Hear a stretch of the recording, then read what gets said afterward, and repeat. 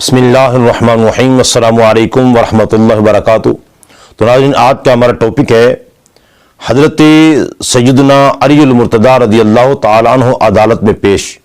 جناب کرام، آج میں آپ کو اسلام کی تاریخ کا ایسا خوبصورت واقعہ پیش کرنے والا ہوں، آپ سنیں گے تو آپ کا ایمان تازہ ہو جائے گا کہ اسلام نے اپنے ماننے والوں کو کیسی تعلیمات دی ہیں۔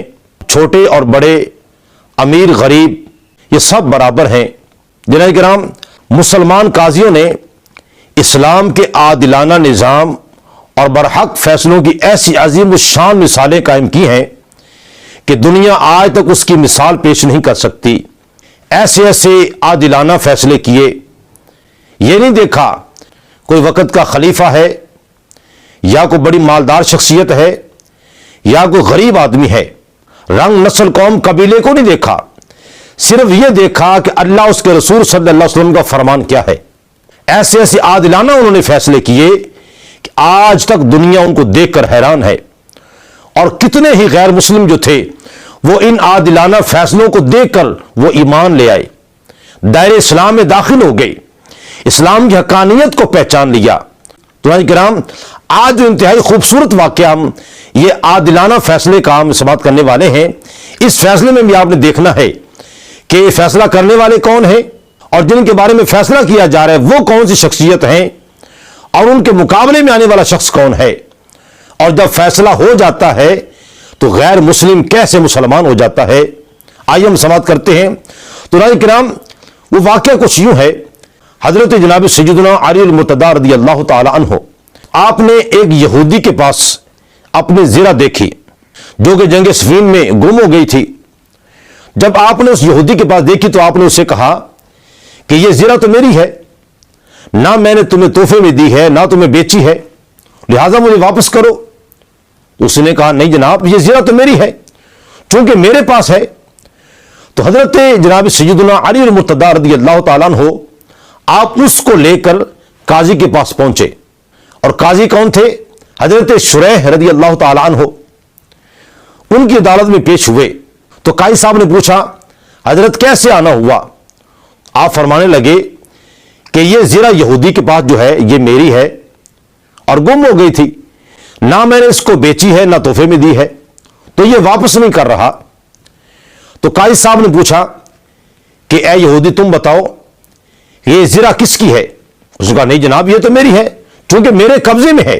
تو اب قاضی صاحب نے جناب سیدنا علی المرتضیٰ رضی اللہ تعالی عنہ سے کہا کہ امیر المومنین، آپ کے پاس کوئی دلیل، کوئی ثبوت موجود ہے کہ یہ زرہ آپ کی ہے؟ اللہ اکبر! وہ یہودی اب دیکھ کر حیران ہو رہا تھا، یہ کیسی گفتگو ہو رہی ہے، وقت خلیفہ سامنے موجود ہیں، لیکن قاضی ذرا بھی نہیں ڈر رہے کہ وہ ان کے ساتھ کس طرح گفتگو کر رہے ہیں۔ تو ناظرین محترم، قاضی صاحب نے پوچھا کہ حضرت آپ کے پاس کوئی دلیل، کوئی ثبوت؟ تو حضرت جناب سیدنا علی المرتضیٰ رضی اللہ تعالیٰ وقت کے خلیفہ یہ نہیں کہا کہ میرا امیر ہونے کافی ہے، میں تو وقت کا جناب امیر المومنین ہوں، مجھے کیا ضرورت ہے دلیل یا ثبوت پیش کرنے کی، بس یہ میری ہے، آپ اس کو پکڑیں، جیل میں ڈالیں اور ذرا مجھے دے دیں۔ نہ، آپ نے ایسے نہیں کہا، بلکہ آپ دلیل پیش کرنے لگے۔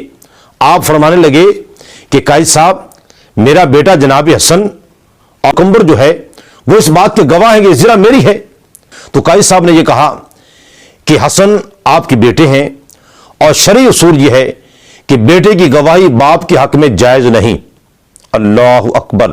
جب اس یہودی نے قاضی صاحب کا یہ عادلانہ فیصلہ سنا تو حیرت زدہ ہو کر کہنے لگا، اے امیر المومنین، آپ مجھے قاضی صاحب کے پاس لے کر آئے اور قاضی صاحب نے آپ ہی کے خلاف فیصلہ کر دیا۔ میں گواہی دیتا ہوں کہ اسلام ہی مذہب یہ حق ہے، اور میں گواہی دیتا ہوں اللہ عز و جل کے سوا کوئی معبود نہیں، اور بے شک حضرت محمد صلی اللہ علیہ وسلم اللہ کے رسول ہیں۔ اللہ اکبر! یہودی نے کلمہ پڑھا اور وہ مسلمان ہو گیا۔ اور پھر یہودی نے ساتھ یہ کہا کہ امیر المومنین، یہ زرہ آپ ہی کی ہے۔ اللہ اکبر! حضرت جناب سیدنا علی المرتضیٰ رضی اللہ تعالیٰ عنہ جب آپ نے یہ منظر دیکھا نا، آپ اتنا خوش ہوئے قاضی صاحب پر بھی اور اس اسلام لانے والے یہودی پر بھی اتنا خوش ہوئے کہ آپ نے اس کو وہ زرہ بھی دے دی تحفے میں، اور ساتھ آپ نے ایک گھوڑا بھی اسے تحفے میں دے دیا۔ اللہ اکبر۔ جی ناظرین محترم، یہ ہے اسلام کی تعلیمات۔